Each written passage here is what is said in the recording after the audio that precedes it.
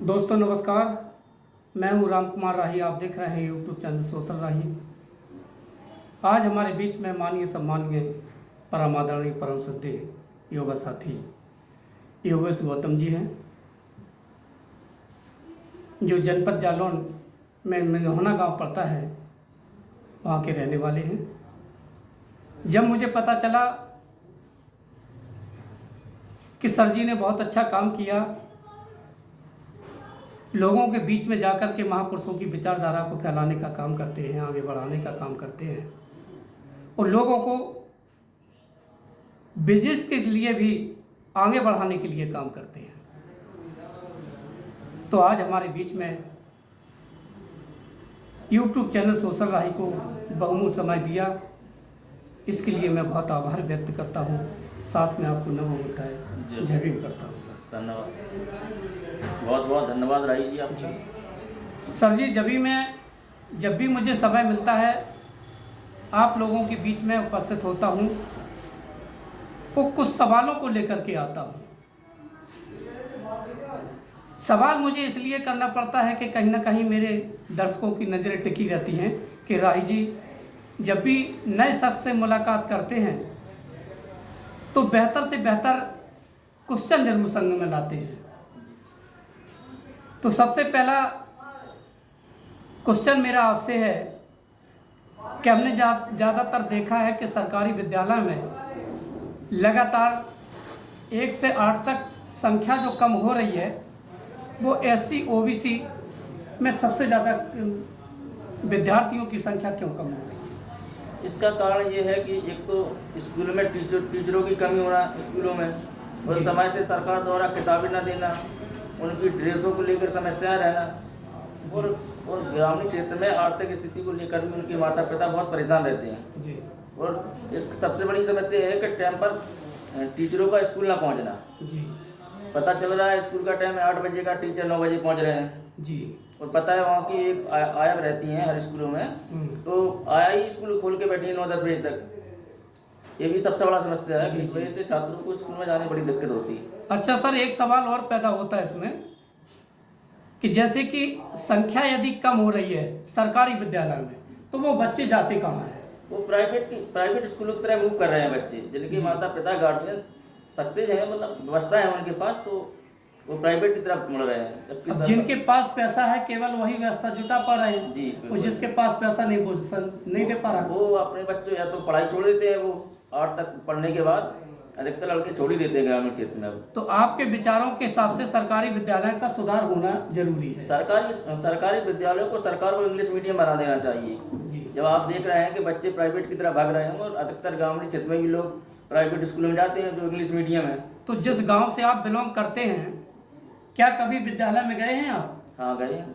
जाकर के देखिए पोजीशन क्या है। पोजीशन ये है कि स्कूल में रजिस्टर में एंट्री तो है, 100 बच्चे एडमिशन लिए हैं, लेकिन जब स्कूल में आते हैं तो 10, 5, 15 बच्चे आते हैं जी। तो कहीं ना कहीं ये टीचर टाइम पे ना आना, वो सही समय पे छात्रों को व्यवस्था ना होना। मैंने एक भी चीज़ और तो देखी है कि जब विद्यालय में संख्या कम होती है बच्चों की, तो कहीं ना कहीं पूरा स्टाफ गांव का चक्कर लगाता है, एक बच्चे को तलाशता है कि फलाना बच्चा कहाँ है, तो बच्चे को इकट्ठा करके विद्यालय में लाने का प्रयास करते हैं। आपने देखा होगा कि ये टीचर जो होते हैं वो जब एडमिशन का टाइम होता है जुलाई अगस्त में जब एडमिशन का टाइम होता है तब वो गांव में घूमते हैं जी। तब बच्चों को उसमें एंट्री करने के लिए रजिस्टर में अपनी लिस्ट बना देते हैं कि 100 बच्चे हमारे यहाँ हो गए एडमिशन। इसके बाद साल भर ना टाइम पे टीचरों का स्कूल आना होता है, ना कि उनकी सरकार द्वारा जो किताबें मिलती हैं वो और ड्रेस वगैरह जो भी रहता है वो सरकार की तरफ से टाइम टू टाइम ना होना। चलो, आपने जो बात रखी वो यूट्यूब चैनल सोशल राही के माध्यम से लोगों तक पहुंचेगी, शिक्षकों को तक पहुंचेगी, कहीं ना कहीं वो सुधार करेगी।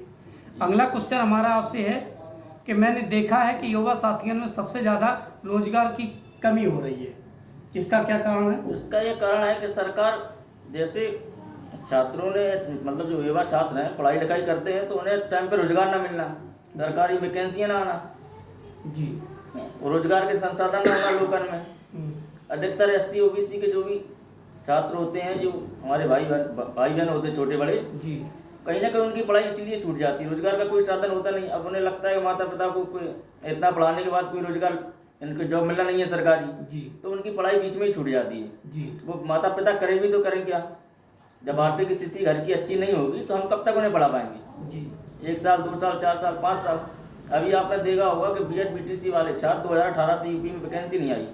अब उनके माता पिता 5 साल से रही में पढ़ा रहे हैं, कोई लड़के कानपुर पढ़ रहे हैं। जी तो SC OBC की इतनी स्थिति अच्छी नहीं है छात्रों की, उनके माँ बाप की, कि उन्हें 10-20 सालों बाहर पढ़ाते रहें। जी तो कहीं ना कहीं उन्हें मजबूरी में अपने गाँव लौटना पड़ता है। सर जी, आप अपने शिक्षा के बारे में बता दीजिएगा। शिक्षा के बारे में मैंने BEd किया है जी और पॉलिटेक्निक किया है। जी, तो आगे प्रयास क्यों नहीं किया आपने? प्रयास किया, टेट पास हूँ।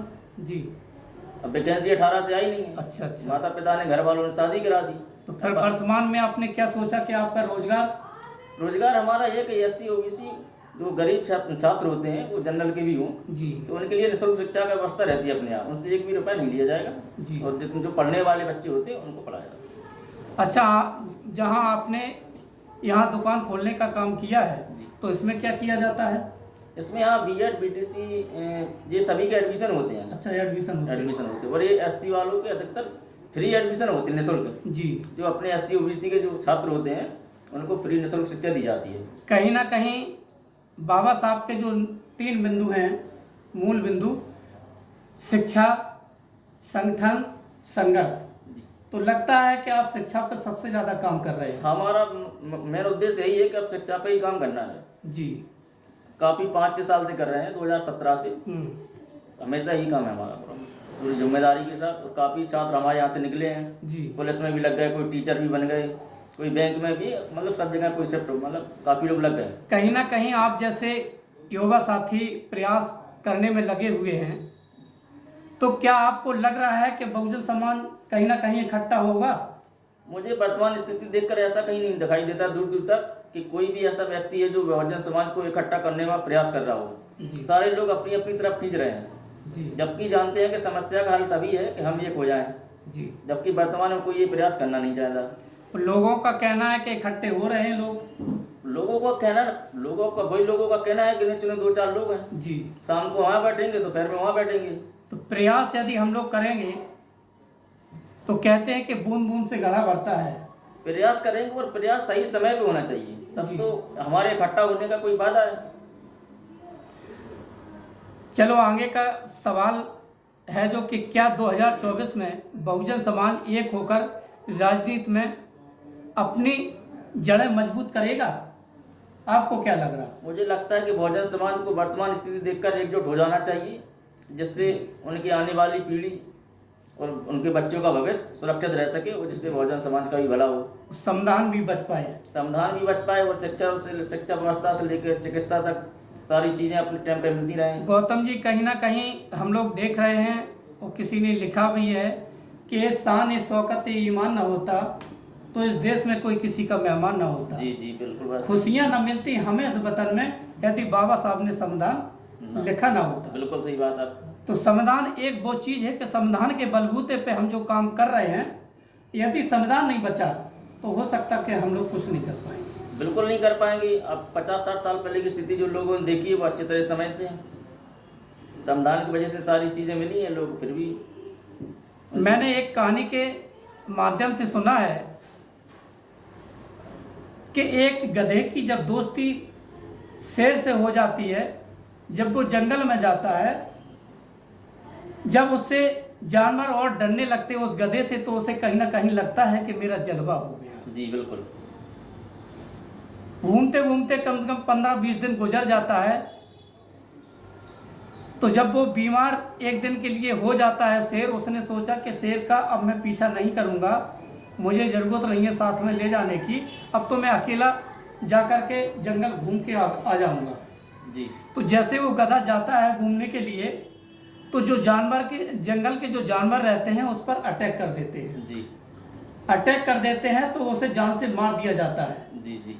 जब लोगों को पता चला कि यार आज गधा मारा गया, तब लोगों को पता चला कि जिस शेर के साथ में घूमा करता था जी, उसकी जो औकात बनी हुई थी, उसके पास जो ताकत थी वो एक शेर के बलबूते पे बनी थी, जैसे कि बहुजन समाज का अगर शेर है तो वो केवल संविधान समाधान है बहुजन समाज को जब तक संविधान है तब तक हम लोग जिंदा हैं। जी बिल्कुल आपकी बात सही है। तो सर जी आप हमारे बीच में आए, यूट्यूब चैनल सोशल राही के बीच में आपने बहुमूल्य समय दिया, इसके लिए मैं बहुत आभार व्यक्त करता हूँ। साथ में सर आपको नमो बुद्धाय। जय राय जी आपका बहुत बहुत धन्यवाद। जय भीम, नमो बुद्धाय।